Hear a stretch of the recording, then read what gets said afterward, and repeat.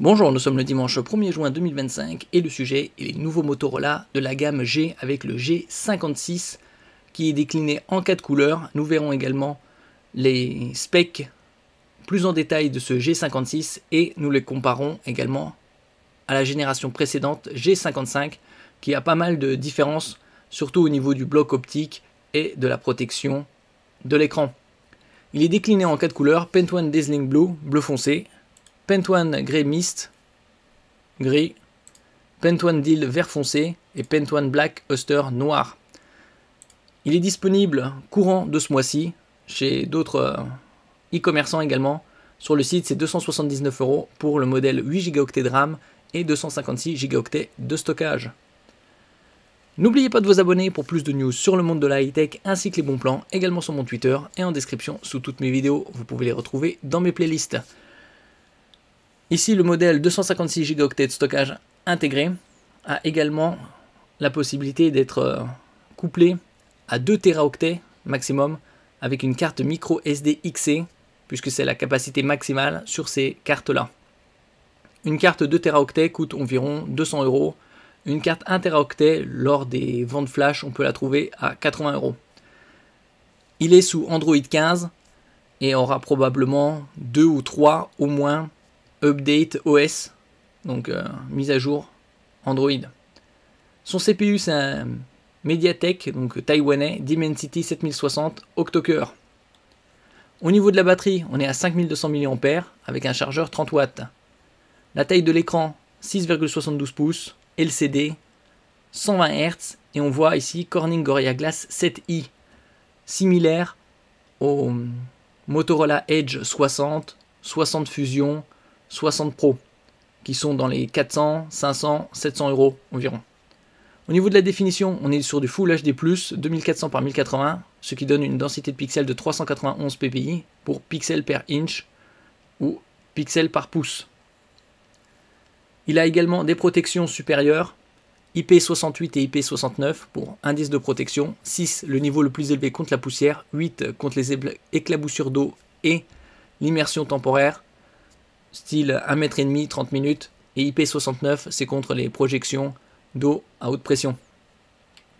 Son capteur photo pour selfie 32 mégapixels, capteur arrière 50 mégapixels principal et 8 mégapixels pour ultra grand angle. On voit ici vision nocturne automatique pour le modèle 8 et 12 Go. Il y a également un zoom numérique x8. Bien évidemment en 5G, NFC pour Near Field Communication selon les régions. On aura probablement en Europe cette fonction qui permet le paiement sans contact ou également l'utilisation en tant que passe Navigo. Côté carte SIM, on a une nano SIM physique plus une SIM électronique et également un emplacement pour une carte micro SD, comme on avait vu précédemment, jusqu'à 2 Teraoctets.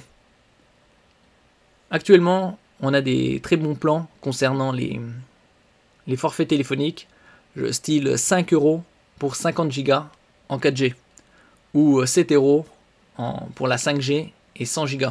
Je mettrai les liens en description.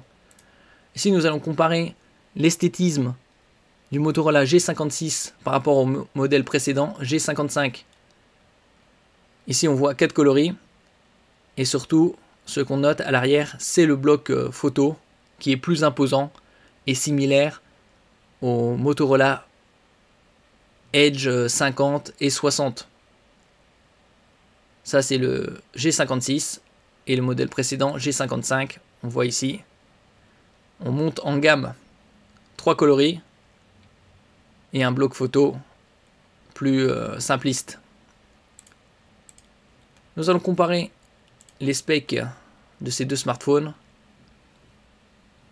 Au niveau de la protection, IP68, IP69, comme je disais précédemment, qui résiste à l'immersion à 1,50 m 30 minutes et également aux projections d'eau à haute pression, ainsi qu'une certification 1000 STD 810H, norme de résistance militaire américaine, qui a passé une batterie de test style choc, vibration, température basse, haute, humidité et ainsi de suite. Tandis que sur le G55, il n'y avait pas ce genre de protection.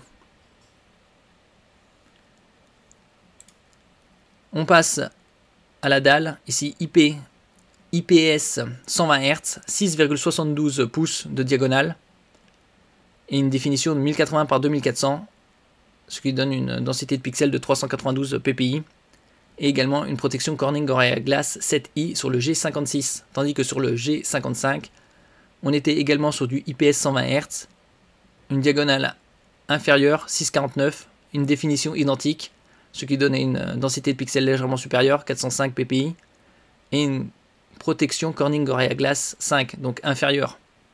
Donc on monte en gamme. Et comme je le disais précédemment, le Corning Gorilla Glass 7i est similaire au Motorola Edge 60, 60 Fusion, 60 Pro.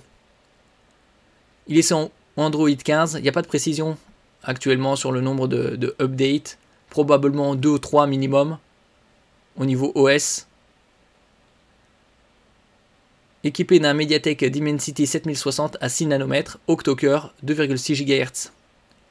Tandis que le G55 c'était du 7025, 6 nanomètres, également octo-cœur, avec 2 x 2,5 GHz et 6 x 2 GHz. Donc là on passe à du 8 x 2,6. Un slow micro SDXC jusqu'à 2 Teraoctets et les déclinaisons 128 Go, 4 Go de RAM. Aucun intérêt ce modèle là. Je vois pas pourquoi il produit ce genre de smartphone avec 4 Go. Après ça dépend, c'est au niveau international. Peut-être dans des régions comme l'Inde, ce sera vendu. 128 Go, 8 Go de RAM, 256 Go, 8 Go de RAM, également 256 Go, 12 Go de RAM, et la capacité la plus importante, 512 Go, 12 Go de RAM. Alors que précédemment, il y avait également un slow micro SDXC et des déclinaisons un peu plus modestes. Donc on a toujours du 128 4 Go de RAM, 128 Go, 8 Go de RAM et 256 Go, 8 Go de RAM.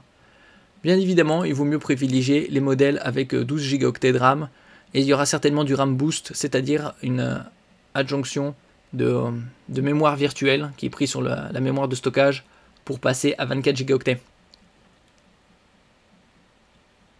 Côté capteur photo, 50 mégapixels et 8 mégapixels.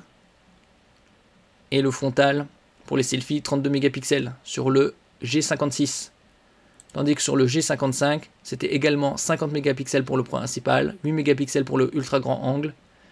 Et on était à 2 fois moins sur le selfie à 16 mégapixels. Une prise casque 3,5 mm, le Wi-Fi 802.11 AC double bande, Bluetooth 5.3, le NFC selon les régions. Donc on est sur la même caractéristique, les mêmes specs concernant le Wi-Fi, le Bluetooth. Et on est sur la batterie 5000 mAh pour le G55 et 30 watts de recharge. Tandis que sur le G56, on est à 5200 mAh, donc une augmentation de la capacité de la batterie. Et on reste également sur 30 watts de puissance de recharge filaire. On peut par exemple trouver le G55 actuellement en 8 Go de RAM, 256 Go de stockage à 144 €.